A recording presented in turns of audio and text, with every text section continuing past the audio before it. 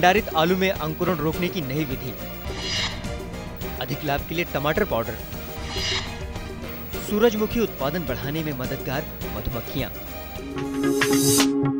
भारतीय कृषि अनुसंधान संस्थान के वैज्ञानिकों द्वारा अंकुरण रोकने की उपचार विधि विकसित की गई है।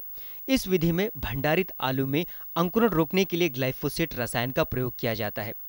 आलू की फसल लेने से पहले ग्लाइफोसेट के घोल का छिड़काव आलू की पत्तियों पर किया जाता है। छिड़काव के बाद निकलने वाले आलू को कमरे के तापमान पर 25 दिन तक रखा गया। इसके बाद लगभग 18 डिग्री सेल्सियस के तापमान और लगभग 85% आर्द्रता में भंडारित आलूओं में अंकुरण नहीं पाया गया। पत्तियों पर ग्लाइफोसेट की अत्यंत अल्प मात्रा का प्रयोग भंडारण के दौरान आलू में अंकुरण रोकने में प्रभावी है।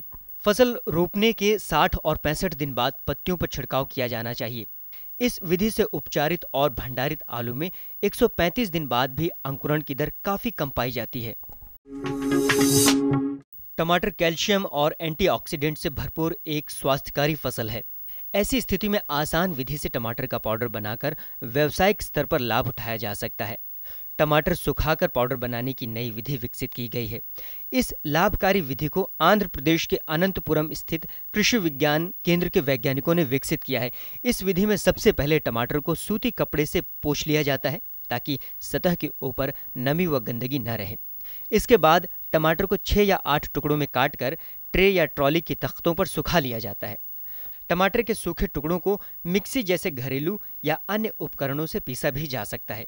1 किलो टमाटर से किस्मों के अनुसार 50 से 55 ग्राम भार तक के पाउडर या सूखे टुकड़े प्राप्त होते हैं। सुखाने के लिए आवश्यक तापमान 34 डिग्री सेल्सियस हो तो 5 से 6 दिन तथा तापमान 40 डिग्री से ऊपर हो तो 2 से 3 दिन में टमाटर सूखकर तैयार हो जाते हैं। इन सूखे टुकड़ों और पाउडर का प्रयोग टमाटर का मौसम बीत जाने के बाद भी किया जा सकता है। गंगटोक स्थित भारतीय कृषि अनुसंधान परिषद कॉम्प्लेक्स के सिक्किम केंद्र के वैज्ञानिकों ने अपने शोध कार्यों में सूरजमुखी के फसल उत्पादन में मधुमक्खियों की सहायता एवं सार्थक भूमिका पर आधारित एक विधि विकसित की है। अपर्याप्त परागण फसल उत्पादकता में कमी का कारण बन सकता है। इस कार्य को ज्यादातर श्रमिक मधुमक्खियां पराग की तलाश में भ्रमण करते हुए करती हैं। मधुमक्खियां सूरज के परागण में शहद उत्पादक मधुमक्खियों के साथ परस्पर क्रिया कर सकारात्मक भूमिका निभाती हैं।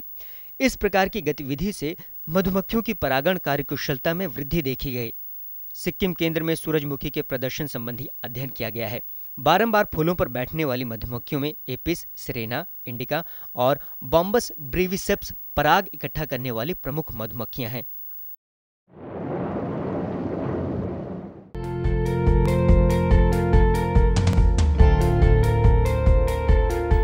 भारत मौसम विज्ञान विभाग के आंकड़ों के मुताबिक 1 जून से 14 सितंबर तक पंजाब में औसत से 41% कम बारिश हुई है, लेकिन पंजाब के 5 जिले ऐसे हैं जहां हालत इससे ज्यादा गंभीर है।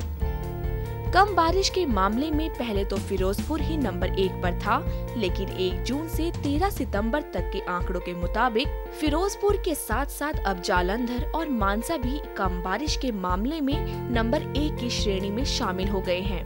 हालांकि जालंधर और मानसा में 1 जून से सितंबर के पहले सप्ताह तक औसत से करीब 70% कम बरसात हुई थी, लेकिन अब इस आंकड़े में 2% की बढ़ोतरी हो गई है।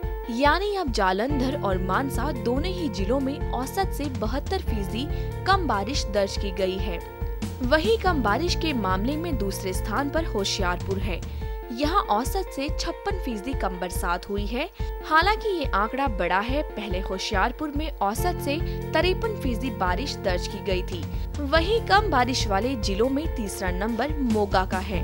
यहाँ औसत से 52% कम बरसात हुई है।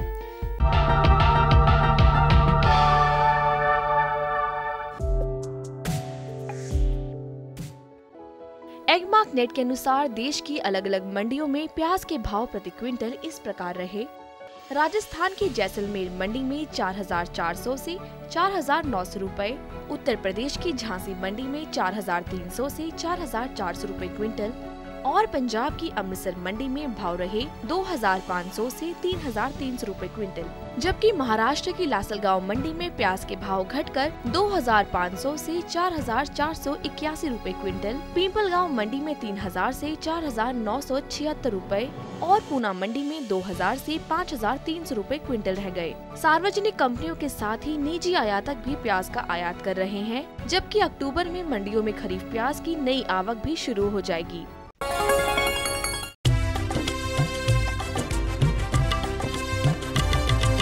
सहकारिता के बल पर विकास के लिए उठे कदम, जन सहकार की ताकत लेकर आगे बढ़ते जाएं हम। जन जन ने इस क्रांति में है विश्वास जगाया, हम सब ने मिलकर विकास का परचम है फहराया। दूर जहां सूरज उगता उस धरती से मैदानों तक, हिम शिखरों के श्वेत बर्फ से हिंद महासागर तक। श्वेत क्रांति हो हरित क्रांति या ग्राम विकास की बात, एकता ही धर्म हो अब चाहे दिन हो या रात। हिंदू मुस्लिम सिख ईसाई सबने कदम बढ़ाया, हम सब ने मिलकर जब ये अभियान चलाया। कृषि मंत्रालय भारत सरकार द्वारा जनहित में जारी।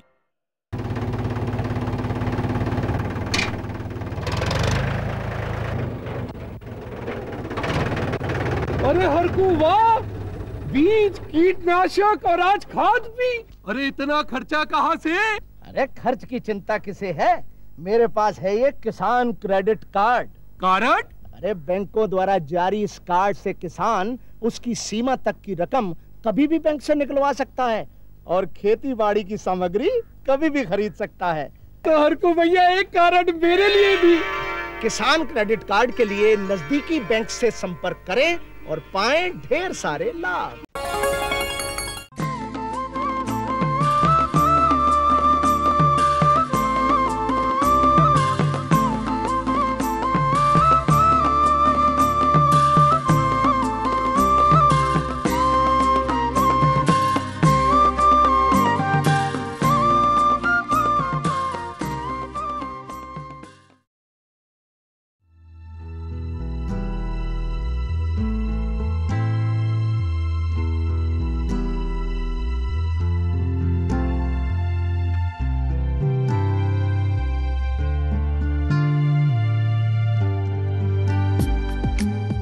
भारत एक कृषि प्रधान देश है। देश के करीब 70% लोग गांव में रहते हैं। गांव के लोगों का जीवन निर्वाह का मूल स्रोत है कृषि। असल में कृषि का मतलब सिर्फ धान, गेहूं, दाल, सरसों या गन्ना नहीं है। इसके साथ और एकाधिक कृषि पर आधारित चीजों को देखा जा सकता है। साथ साथ हमें प्राकृतिक परिवेश को भी देखना पड़ता है। देश के अन्य प्रांत के साथ असम में भी कृषि पर आधारित एकाधिक छोटा बड़ा उद्योग या व्यापार संबंधी प्रतिष्ठान स्थापित हुआ है। इसमें हंस मुर्गी फार्म, कृषि उद्योग, बांस बेत उद्योग, रेशम उद्योग, पटसन उद्योग आदि एकाधिक फार्म या उद्योग के बारे में जाना जा सकता है। ये सारा उद्योग कृषि से जुड़े हुए हैं।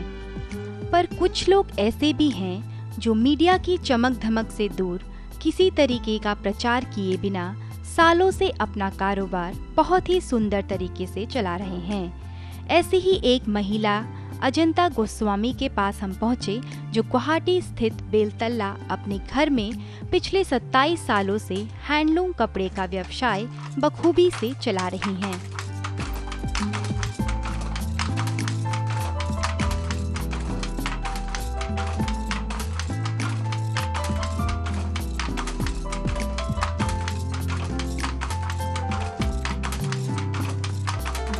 मेरा 8 लूम्स है, 8 लूम्स है और हम लोग यहाँ तो 60 लड़की को 60 हम बिजनेस करते हैं, व्यवसाय करते हैं।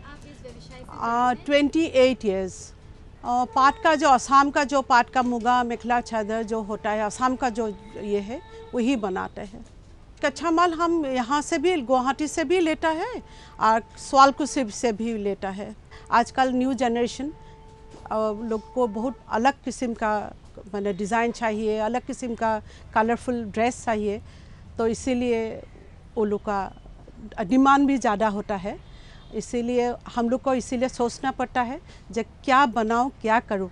तो इसीलिए हम लोग को ड्राफ्टमैन है, हम लोग का जो डिज़ाइन बनाता है ड्राफ्टमैन है, और ड्राफ्टमैन को हम लोग बहुत समझा के तो नया डिज़ाइन बनवाना पड़ता है। लेकिन बहुत लोग चाहता है जब पुराना डिज़ाइन जो ओल्ड डिज़ाइन है जो म्यूजियम में पड़ा है वही डिज़ाइन सबको अच्छा लगता है, लेकिन न्यू जनरेशन को नया डिज़ाइन अच्छा लगता है। असम का जो मेखला चादर होता है वो कभी ये नहीं होता, कारण असम का जो शादी ब्याह में हम लोग का मेखला चादर पहनने से ज़्यादा रेस्पेक्ट होता है, ज़्यादा डिग्निफाइड देखता है पहनने में। तो आजकल लड़के लोग जहाँ छोटा बड़ा भी सब मेखला चादर ज़्यादा प्रीफर करता है। हम घर से सेल करते हैं, मेरा छोटा सा बुटीक है तो वही से करता हूँ। और ये मेरा हस्बैंड से हम 2000 रुपीज़ लेके हम बिज़नेस किया है। आज इतना बहुत सारा लूम था पहले, लेकिन आजकल वर्कर्स कमती है, इसीलिए हम लोग माने नहीं चला सकता है, कारण आजकल वर्कर्स 7 to 9 काम करने नहीं चाहता है, बस 8 आवर्स काम करने मांगता है, तो इसीलिए मुश्किल हो रहा है। हम लोग केमिकल डाई करता है, जो बाज़ार में मिलता है वही केमिकल डाई, लेकिन आजकल इतना अच्छा क्वालिटी का जो बाहर का जो सूता मिलता है ट्रेड वही से चलता है। लेकिन कोई आदमी लोग हम वेजिटेबल डाई करता है, वेजिटेबल फ्रूट और घास से भी हम लोग डाई करता है।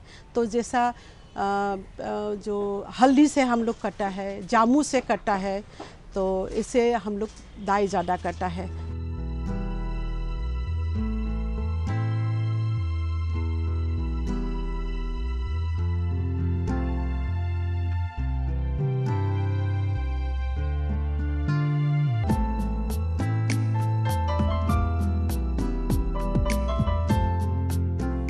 बांस कुबड़ी उद्योग। असम में बांस और कुबड़ी की कमी नहीं है। प्राकृतिक परिवेश भी इसके अनुकूल है। सभी घरों में लोग बांस और कुबड़ी से बनाया हुआ सेज, पलंग, कुर्सी, मेज, बांस का प्याला, रसोई घर में व्यवहार के लिए थाली, दीवारों में सजावट के लिए एकाधिक चारुकला का सामान और सजा घर को सजाने के लिए खिलौना भी सजाते हैं। इन सब चीजों के लिए बाजार में एक विशेष स्थान है। लोग बड़े प्यार से और आदर के साथ अपने घर को सजाने के लिए इन सामानों को खरीदते हैं। घर घर में बांस कुबड़ी से बनाया हुआ फर्नीचर देखने को मिलता है। हम यही कह सकते हैं कि बांस कुबड़ी उद्योग एक अति प्रसिद्ध और उच्च कोटि का व्यापार है, जिसे असंख्यक लोगों को आर्थिक रूप से फायदा हुआ है। इसे चलाने के लिए अधिक धन की जरूरत नहीं होती है। अगर लगन से किया जाए तो इस उद्योग के जरिए कोई भी व्यक्ति आर्थिक रूप से अधिक लाभ उठा सकता है। हम गुवाहाटी स्थित क्रिश्चियन बस्ती में पहुँचे, जहाँ नवीन सूद और रकीबुल हुसैन पिछले कई सालों से बांस और कुबड़ी का व्यवसाय बखूबी से चला रहे हैं। हमें ज़रूरत है, पर हमारे यहाँ कुछ इंफ्रास्ट्रक्चर नहीं है उस सब के लिए अभी यहाँ पे फ़िलहाल हमारे पास। हम चाहते हैं कि गवर्नमेंट हमें ये सब फैसिलिटी दे, हमें कि प्रोसेसिंग करने के लिए कोई यूनिट बिठाई जाए यहाँ पे, जिससे हमें प्रोसेस रॉ मटेरियल मिले। अभी हम जो भी काम कर रहे हैं सारा अनप्रोसेस रॉ मटेरियल से काम कर रहे हैं। हमें कहा जाता है कि अब एक्सपोर्ट कीजिए, पर हमारे पास रॉ मटेरियल ही नहीं है अच्छी क्वालिटी का। केन है हमारे पास, बट वो सारा का सारा अनप्रोसेस केन है हमारे यहाँ। बम्बू है हमारे पास, सारा अनप्रोसेस बैम्बू है हमारे यहाँ, और जब तक प्रोसेस नहीं होगा हम बाहर नहीं भेज सकेंगे माल। ये सब की चीज़ें are very prone to termites, कीड़े पकड़ लेती हैं, फंगस आ जाता है सब में। मैं चाहता हूँ कि टाइम आ गया कि अब एक इंस्टीट्यूट खोला जाए नॉर्थ ईस्ट में, हर एक स्टेट में, जहाँ पर 2-4 चीज़ों की प्रॉब्लम है हमें, जैसे कि क्राफ्टमैन नहीं मिलते हमें अभी काम करने के लिए। काफ़ी क्राफ्टमैन लोग अब काम छोड़ के जा रहे हैं। इसका रीज़न है कि रॉ मटेरियल अवेलेबिलिटी नहीं है हमारे पास। हम चाहते हैं कि इंस्टीट्यूट खोला जाए यहाँ पे, कि इस पर्टिकुलरली इंस्टीट्यूट होगा सिर्फ हैंडीक्राफ्ट के लिए। वहाँ पर सब टाइप की टेक्निक सिखाई जाएंगी उनको, जैसे कि आपका प्रोसेसिंग कैसे होता है, उसके बाद कैसा प्रोडक्ट बनाना है, इस टाइप का इंस्टीट्यूट होने से बहुत बेटर होगा हमारे लिए। हम लोग एक्सपोर्ट करते थे बहुत साल पहले, आज से 10 साल पहले हमने काफ़ी एक्सपोर्ट किया माल। अभी फ़िलहाल जो हम काम कर रहे हैं, हम लोग गवर्नमेंट एम्पोरियम्स को सप्लाई करते हैं। हम लोग दिल्ली में देते हैं, बेंगलोर देते हैं, बॉम्बे में देते हैं। डिमांड बहुत है सामान की। प्रॉब्लम ये है कि थोड़ा सा स्ट्रीमलाइज कर लिया जाए चीज़ों को और अच्छा हो सकता है, बेहतर हो जाएगा। और चाइना का सारा काम लगभग मैकेनाइज होता है, क्लस्टर्स हैं उनके यहाँ पे, सिस्टमेटिक है।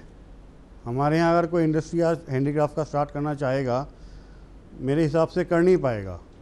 वो पहले तो रॉ मटेरियल ढूंढेगा कहाँ मिलता है, फिर वो क्राफ्टमैन ढूंढने जाएगा कहाँ मिलता है। वो करते करते उसमें बहुत समय चला जाएगा उस आदमी का। कंपटीशन है, डेफिनेटली हर चीज़ में कंपटीशन है और हम भी एक पार्ट प्ले करते हैं। चाइना मैकेनाइज सामान देता है, हम हैंडमेड सामान देते हैं, पर वी आर, देखा जाए तो हम क्वालिटी वाइज चाइना से बेटर हैं। हम कपड़े पहनते हैं। ज़्यादातर कपड़े रुई और रेशम से बनाया जाता है। यह रुई और रेशम पूरी तरह कृषिगत सामग्री है। रेशम के कीड़े को खाने के लिए एक प्रकार की पेड़ के पत्तों की जरूरत होती है। इसके लिए हमें इस पत्ते वाले पेड़ की खेती करनी पड़ती है, जिसे खाकर रेशम का कीड़ा हमारे लिए ज्यादा फायदेमंद होता है। असम में इसको लेकर एकाधिक करघा उद्योग, करघा फार्म, रेशम उद्योग स्थापित हुआ है।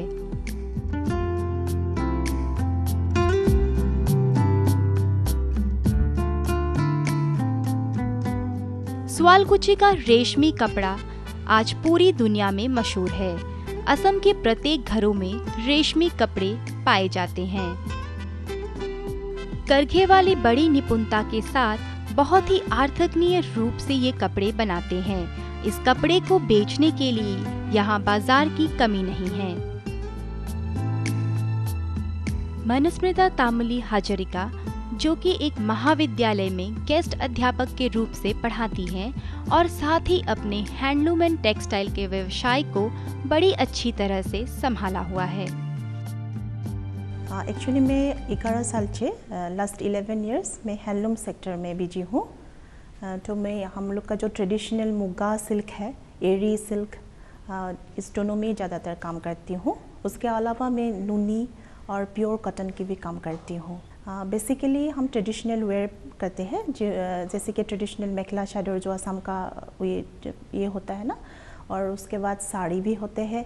फिर भी हम लोग जेंट्स का जो traditional wear like Punjabi shirts, और आजकल जो फैशन में जो ट्रेंड आ रही है कुर्ती, जैसे और होम फर्निशिंग भी हम बनाते हैं।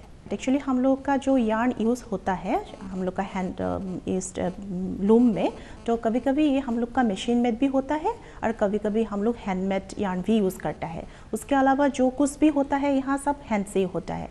ये जो आप लोगों ने मशीन देखा हुआ है, वो मशीन सिर्फ धागे को ऊपर लाकर या नीचे दबाकर हम लोगों को ये डिजाइन की पुट्टी का वो जब थोड़ा हेल्प करता है, लेकिन डिज़ाइंस का मशीन का यही काम है।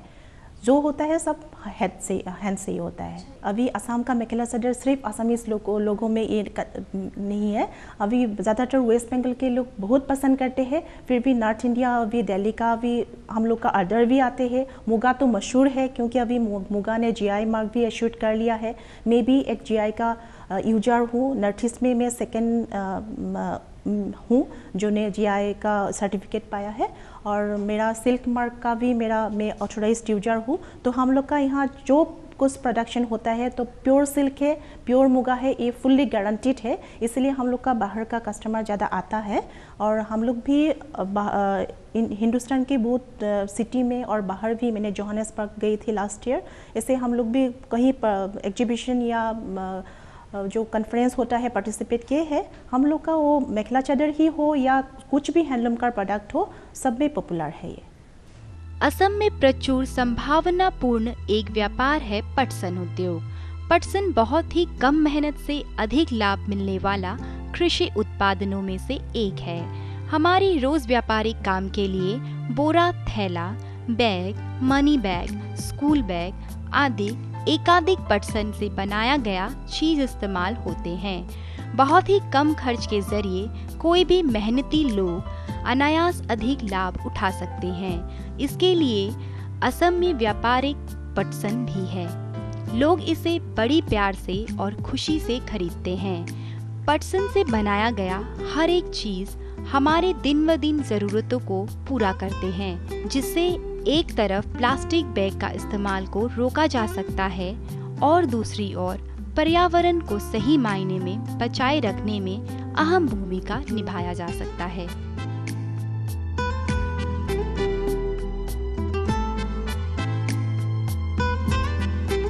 इन सबको देखते हुए हम बस इतना ही कहेंगे कि चाहे जमाना कितना भी क्यों न बदल जाए, हमारे पास उपलब्ध साधन हो न हो, पर अगर किसी काम को करने में सच्ची लगन और मेहनत हो तो कोई काम असंभव नहीं।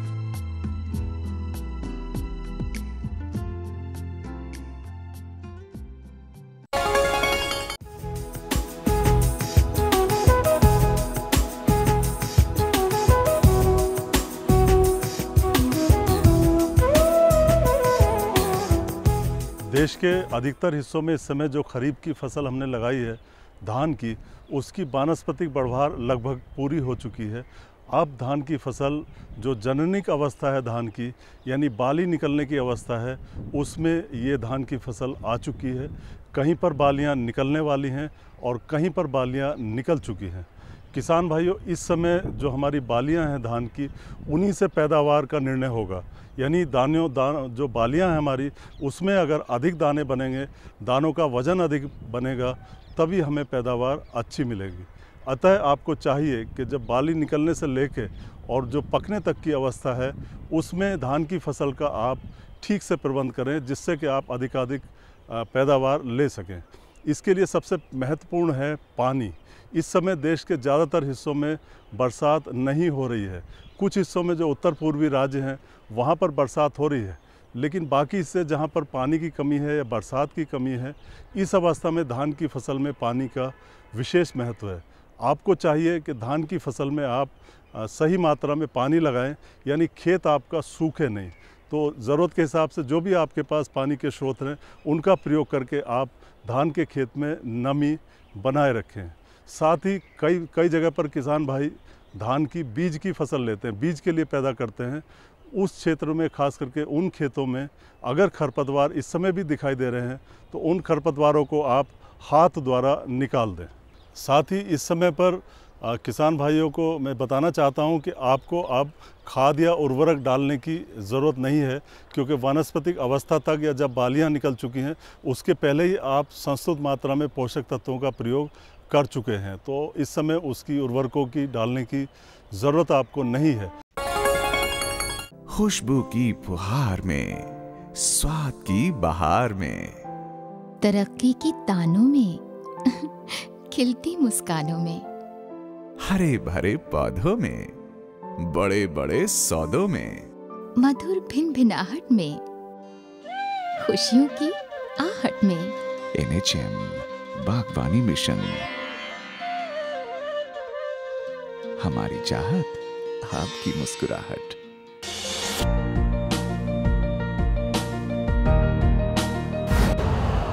यूरिया का स्वदेशी उत्पादन 70 लाख टन बढ़ाने के लिए 6 उर्वरक संयंत्रों का उद्धार किया जा रहा है। FCIL के गोरखपुर, सिंदरी, तलचर और रामागुंडम संयंत्र, HFCL की बरौनी इकाई और BVFCL की नामरू फोर्थ। सोने पर सुहागा ये है कि देश में अब बनेगा सिर्फ नीम लेपित यूरिया, क्योंकि इससे होगा किसानों का फायदा ही फायदा। अनाज का उत्पादन 10% तक बढ़ेगा। बढ़ेगी 10 से 15% नाइट्रोजन क्षमता।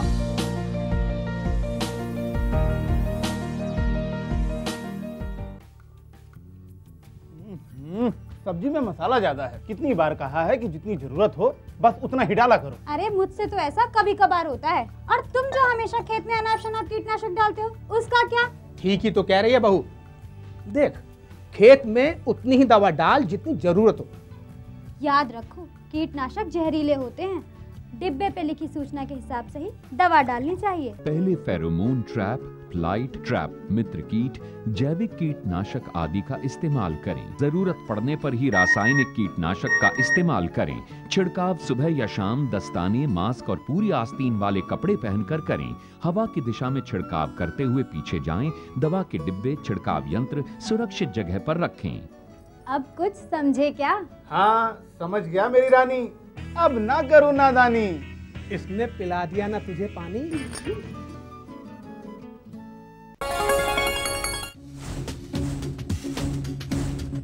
जुड़िए हमारे साथ ट्विटर पर twitter.com/कृषिदर्शन-dd, फेसबुक पर facebook.com/कृषिदर्शन-dd और देखिए कृषि दर्शन अब यूट्यूब पर भी youtube.com/user/कृषिदर्शन-dd। भेजे हमें मेल कृषिदर्शन-dd@gmail.com पर। आपको हमारा कार्यक्रम कृषि दर्शन कैसा लगा? अपने सुझाव, प्रतिक्रियाएं एवं सवाल हमें इस पते पर भेजें। कृषि दर्शन, कमरा नंबर 10, CPC दूरदर्शन, खेलगांव, नई दिल्ली 110049।